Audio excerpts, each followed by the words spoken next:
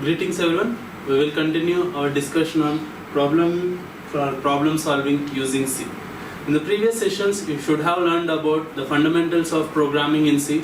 In this session, we will be going for more advanced topics regarding your C language. So in this session, first we will be looking about the syllabus part, which we will be covering as a part of this complete arrays. Then we will be looking about the introduction to arrays. Later we will be looking how we will be having arrays in C language. Then we will be looking about the array applications, and we will be looking at all these topics one by one in this session. So coming to the syllabus part, your unit 3 regarding your programming in C will be about 3 parts. That is, will be about, first we will be looking about arrays, then we will be learning about strings, later we will be looking about other related topics related to arrays. So first, as a part of arrays, we will be learning initially the introduction part about the concepts in arrays, how we are going to have arrays in C language, then what are the array applications, then we will be looking about one-dimensional arrays and two-dimensional arrays and multi-dimensional arrays. Then we will be looking about some of the programming examples while learning all these topics like calculating averages. Okay, apart from that arrays topic, we will be having strings, which will be a subsidiary of your arrays.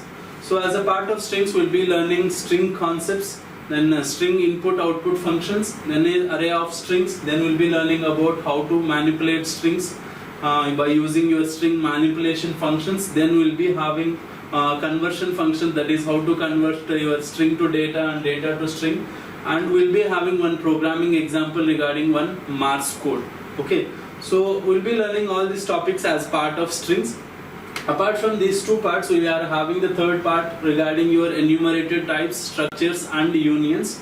So initially we will be learning about type def, how to declare your type definitions, then we will be looking about enumerated types, then structures and unions and other programming applications. So as a part of this unit, we will be having these 3 parts, that is arrays. If you understand arrays, it will be much easier for you to understand the strings concept. So apart from that one, you will be learning about your enumerated types, structures and unions. So we will be looking at all these topics as a part of this unit. So we will be going about that one by one. So first we will be looking about what is an array. So far you have seen all the fundamental data types like your int, float, char, double. So you should have learned about the various data types, that is, you will be having your fundamental data types and derived data types. One such derived data type is your array. So first we will be looking about what is an array. An array is collection of elements, and they are of the same type, that are referred to by a common name, and they will be stored in a continuous memory locations. So first we will be looking at the definition part, then I will be giving you why you need arrays in C language. So as you can see, it will be a collection of elements. So far you have been using only the individual elements, like whenever you are declaring a particular variable A, so we will be declaring individual elements like float, salary, okay, char, ch, double, f. Like this we will be declaring all the individual elements. These individual elements will be able to store only a single value. But when you go for a large number of values, you will not be able to support by using individual elements. That is why we need a collection of elements. Okay, your array is one such collection of elements where you will be dealing with large number of values of the same data type or same type. Okay, you will be having all these collection of elements, and you are going to deal them in only one data type. That is, either you will be dealing all the collection of elements as integers, or all the collection of elements as floating point values, or all the collection of elements as characters, or all the collection of elements as double values. So each and everything will be a same data type elements, whatever you are having that collection, and they are referred by a single name. So if I want 5 different values in my program, I have to declare 5 different variables like A1, A2, A3, like this. I have to declare 5 different variables. Okay, so but if I want to have 100 values, I cannot declare 100 different variables. So it will not be feasible for you to write a program with 100 different variables. So in order to overcome that, we have arrays where you will be referring all the collection of elements with a single name. That is, if I am having 100 elements, all will be under a single name A. Okay, so As you can see, an array is a collection of elements, that is, we will be dealing with large number of values, and they are of going to be same data type, either an integer, either a float value, or a character value, or a double values. All the values or all the collection of values will be only a single data type, and they will be referred by a common name. That is, you are going to refer all the 100 elements by using only a single name. Then they are stored in a continuous memory locations. All the 100 elements in your memory will be present side by side. They will be present one after the other in a memory location. So I will be showing how these particular elements will be present in your memory location, but have the grasp of what is the complete definition of an array.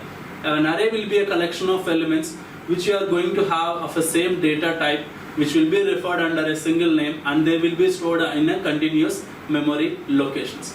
So this complete part you are going to implement in your C language. Compared to your basic data type like your int, float and char, this is an aggregate or derived data type. So whatever you are having, that is your int, float, char, all these data types, will be calling them as the fundamental data types or your basic data types. Okay. This particular thing, that is array, is a derived data type, that is we are going to derive those things from this fundamental data type. Okay, when I create an integer array, I am going to derive that particular integer array from your integer fundamental data type. So these are simple elements and you are going to store only a single value, but when you go for your array, you are going to store aggregate of values or large number of values. That is about your basic definition of an array. So next, why you need array in your C language or any language? Why you need arrays actually? Suppose you are having a list of 100 elements or 1000 students in your list, and you have to store these 1000 student marks, okay, of integer data type. If using basic data type, that is if you are using an integer data type, if you are having only the basic data type and if you doesn't have the arrays, what you are going to do? We have to declare something like this in the following manner. That is, if I want your 1000 elements in the program, what I have to do? I have to declare S1, S2 like this, S999. Okay, I have to declare 1000 variables to store the 1000 marks of your particular class students. So if I am going for still larger values, that is large number of values, at that time your fundamental data type or your basic data types will not be feasible for you to write the program. Okay, so this is why you need arrays. Whenever you want to implement large number of values in your program, you are going for your arrays. So by using an array, we must declare the same thing by this statement. So if I want 1000 elements in my array, I am going to declare in this manner. That is, I am going to try to store integer values. That is why I specify int. Okay, all these 1000 elements what you have specified, this will be the size, that is these many number of elements I want in my program. So these many number size I will specify. If I specify 1000, I am telling that I am going to store 1000 values or 1000 student marks in my program. So this is the single name what you are using. Okay, this will be the array name. Okay, array name. This is the single name under which all the 1000 values are stored. So this is how you will be having the declaration of an array. That is, you are going to tell your compiler that this is an array of 1000 elements. That is, I am trying to store 1000 elements in my program. So that is how you will be having arrays. If you see the declaration of 1000 elements by using basic data type, and if you see the declaration of 1000 elements by using a single statement like this, you can understand that this will be a better solution for you. So if you go for a 1000 element like this, S1, S2 like this, so on, S999, S1000. So this is how you have to declare by using basic data type. But if you use an array, you can have a single statement and tell that that is the student marks you are going to store, and you are going to store integer values, and you are going to store 1000 different values in the program. So this will reserve 1000 continuous memory locations for storing the student marks. So when I say an array, as I told you in the definition itself, all the student marks will be stored in a continuous memory locations. All the 1000 memory locations will be present side by side, and all the student marks whatever you are going to store, they can be stored in your memory locations side by side. So this is why you are going to have arrays in C language.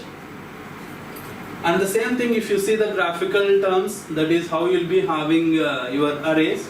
So as I have then the declaration, you have declared something like this: int student marks of 1000. So this is the declaration you have done. So I am going to tell that this is the 1000 marks you are going to store, and this is the student, this is the array name, and you are going to store integer values. So the memory representation will be in this manner, that is the elements will be starting from one memory location. It need not be from 0, it might be from any value.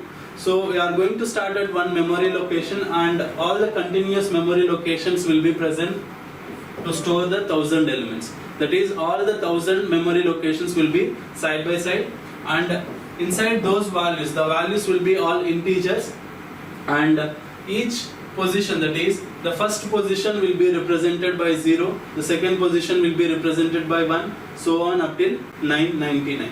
So this particular position will be calling it as the index or subscript. Okay, for each and every array you will be having this index or subscript. So the index starts from 0, not 1, it will start from 0 to n minus 1. So for this array, since you are having 1000 elements, your index or subscript will start from 0 to 999. So your first element will be created like this: student marks of 0. The second element can be having the name student marks of 1. Like this, we will be having student marks of 999. So those many elements are created by the declaration, and you will be having the visual representation in this manner. So this is the memory, and these are the values, and this is how you will be having the complete array. Okay, all the values whatever you are going to store are integers here, and so the whatever the array you are having, it will have simplified our declaration of those variables.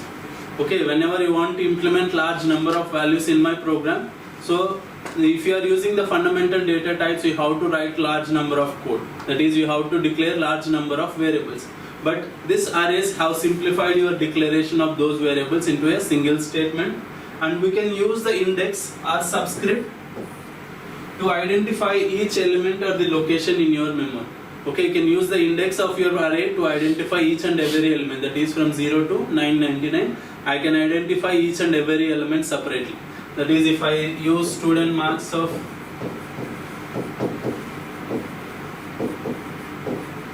10, okay, this refers to the 11th element in your complete array. Okay, so this is how you will be having your arrays and their representation. So this is the visual representation of your array. So where you will be having your elements.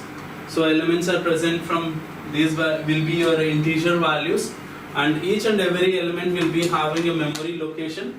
So since I am considering it as an integer, as you know, integer will be having 4 bytes. So each and every integer will be storing 4 bytes. Here we are having the first element at 1100 memory location. So the second element will be present at 11.4, third element at 11.8. So like this, we will be having the continuous memory locations for each and every integer. Okay. Next, the subscripts will start from 0, or the index starts from 0 to your n minus 1. That is 0, 1, 2, 3 until n minus 1. So we will be having the first address. That is, the first address of your array will be calling it as the base address, and the number of elements, that is each and every memory location we are having 4 bytes.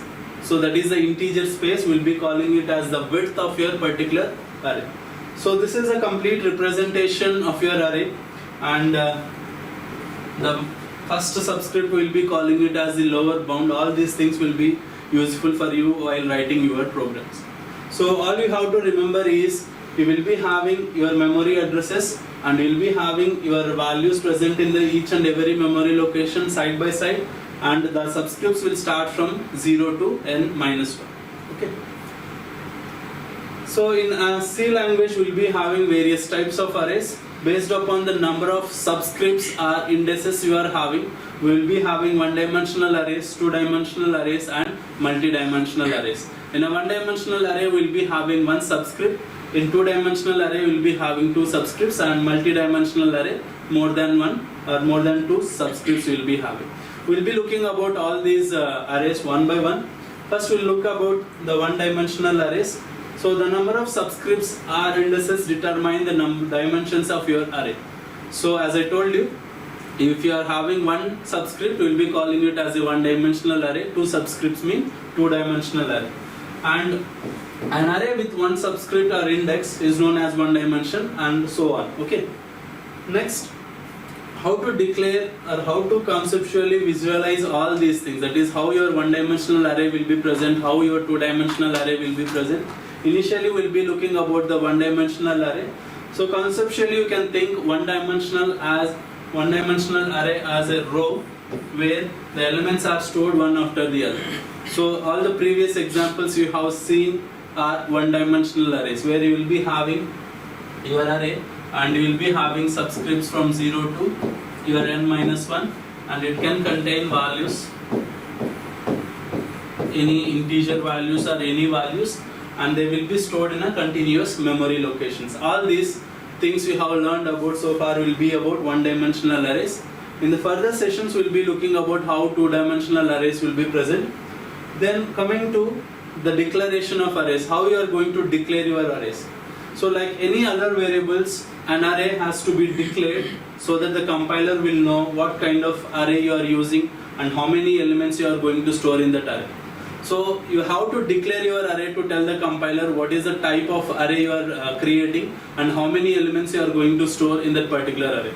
So an array declaration will be in this manner, that is you have to have a data type, you have to specify the data type, space, your name of the array, what is the name of the array you are giving to give, then you have to specify the size. Okay, so this is the complete syntax of your declaration of an array. So a declaration is in this manner. Int, you are going to tell that I am going to store integers in my array, and max is the name of the array, and 30 means I am going to store at the max 30 elements in my completer. Okay. Similarly, you can have other declarations like float, salary, 30. Means I am going to tell that I am going to store 30 different salaries in my array. Or you can have char ch 20. Okay, my ch array is going to store 20 different characters in my array. So that is how you will be having the declaration. So in the declaration, this will tell the data type. Data type means what type of values you are going to store, and the name, the single name with which you identify the complete array, and the size, that is the maximum number of elements you are going to store in that array. Okay, this is the declaration. Before using any array times, you have to declare this array. Once after declaring how to access the elements of your array, that is you have declared some set of elements, that is you have declared like this, int marks of 30. Okay, what is the meaning? Let's take some smaller value, int marks of 5. That is I have created 5 different,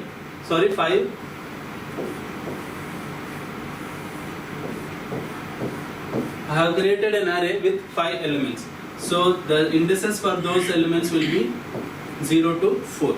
Now we have created 5 different elements in the particular array. So the first element will be denoted by marks of 0. The second element will be denoted by marks of 1, and the last element we can be denoted by marks of 4. Marks of 4. So in order to access, that is accessing means either I want to store some value into this particular position, or I want to read the particular value present in the position. When I declare your array, all those particular values will be present as garbage values. Okay. So the particular values, whatever whether you want to print those values or change those values, you have to be able to access the individual elements. So once after declaring, individual elements in the array can be referred to by using your subscript. Okay. So the subscripts are from 0 to n-1, the number in the brackets following by your array name. So I can use this particular syntax, that is I have to specify the array name. After that, in the brackets I have to specify the subscript, the particular element which I want to access. That is, if I want to access the third element, I am going to specify marks of 2. If I want to access the fourth element, I have to specify marks of 3. Like this, I have to specify the subscript and the array name to access the individual elements of your array. That is, if I want to access the first element, marks of 0, second element, marks of 1. So I have to use this particular syntax. Remember, this is the declaration and this is the accessing, both are separate. Okay, so your declaration means you have to, if I write like this, it specifies that I have declared a particular array with 2 elements. If I write separately marks of 2, this means I am trying to access the third element in my array. Okay, I am trying to access the third element in my array. Both the statements are different. This is a declaration statement, this is the accessing statement. So once you can access the elements individually, that is, I can access marks of 0, marks of 1, marks of 2, all those elements individually. So you can access them individually or you can access them at a group by using your for loop. So how to enter the data into the array?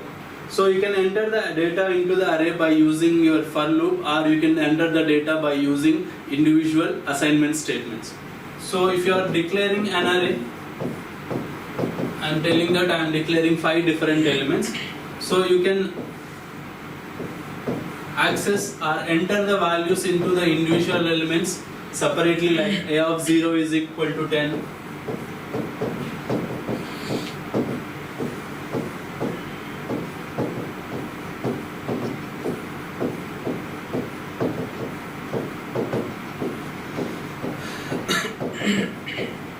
Okay, you can access the individual elements separately like this.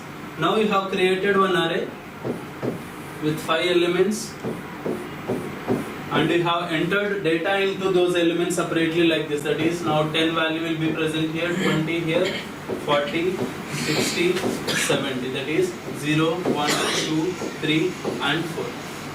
Okay, so these are the elements, these are the subscripts for those elements, and we are storing those elements individually into the values. Okay, so that is how you can perform, that is, you can assign elements individually in this manner. Or you can assign at a time by using for loop. That is, your for loop, as you know, it will start from, you can start from the 0 element and go until the n-1 element. So that is why I will be using for I is equal to 0. In this example, I is less than or equals to 4 and I plus plus. That is, you have to increment your for loop from 0 to n-1. Inside that, I can use the scanf statement to get the individual marks. That is, if I write address of marks of I, okay, when my I value is 0, I am trying to access A of 0. When I value is 1, I am trying to access marks of 1. When I value is n-1, I am trying to access marks of n-1. So I can start from 0 to n-1 and I can group this same thing into one for loop. This is how you can perform entering the data into your array by using your for loop, or you can enter the data into the array by using the individual assignment statements. Okay, this is how you can enter the data into an array. Or there is another thing with which you can give the values into the array during the declaration itself. That is, while declaring itself, you can give values by initializing your array. That is, you can have a declaration like this in num of 6. Okay, in the previous statements, just you have declared, but you haven't given any values. So when I declare this thing, just they will be present there and you will be having garbage values in that. But if you can initialize like this, you can do. That is, while declaration itself, you have to give assignment statement, then inside the flower basis you have to give the set of values. That is 2, 4, 12, 5, 45 and 5, like this. You can do the initialization of this array in this manner also. So if you give some values, it will take the remaining values as zeros. That is, if I give int num of 4 and if I give only 2 values, 2, 0, okay, it will take 2, 0, 0, 0. It will take the remaining values as 0. So you have to specify some values to initialize into your array. So you can do the initialization in this manner also. So you can do, or you can give data into your arrays in three different ways. One is while declaration, you can initialize like this. Okay, so while initializing, you can skip your size also. There is no size. If you see properly, there is no size in this statement. So while declaration, if you want to omit the size, you can omit. It will directly take how many values you are taking. So if here you have taken 6 values, so it will take the size as 6 automatically. The compiler will understand that this particular array is going to have 6 elements, and it will initialize those 6 elements and the size to 6 automatically. Okay, this is how you can initialize. The second way is you can initialize, or you can give values individually by using individual statements. Okay, you can give values by using the individual statements, or you can give values by using your for loop. So these are the three methods with which you can enter data into your array. And the last part is how to read the data from your array. That is, you have entered the data into the array, and how you can read the data from your array. So you can read the data from your array by using your for loop, that is same by using the subscript, that is I have to start from your for loop from 0 to n minus 1. Okay, and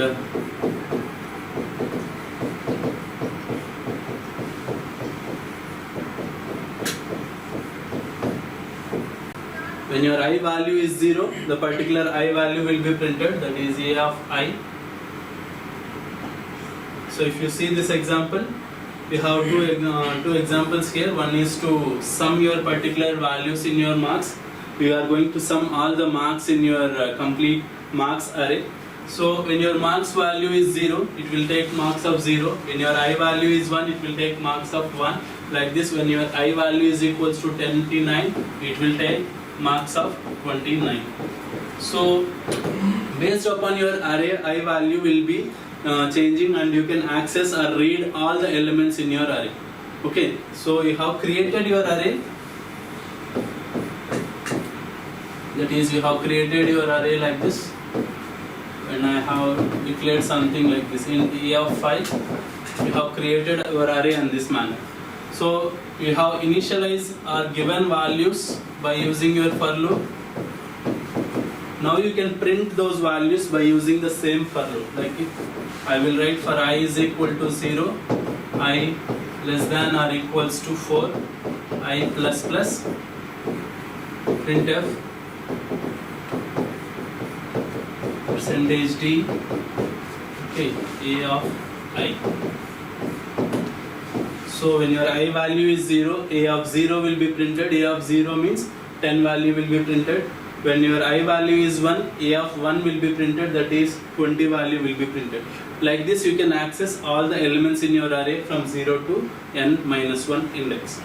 So these are the three parts you have to understand why using arrays. That is, you should be able to declare your arrays, and then you should be able to give data into those arrays, and third, you should be able to read data from those arrays or print those values in the array.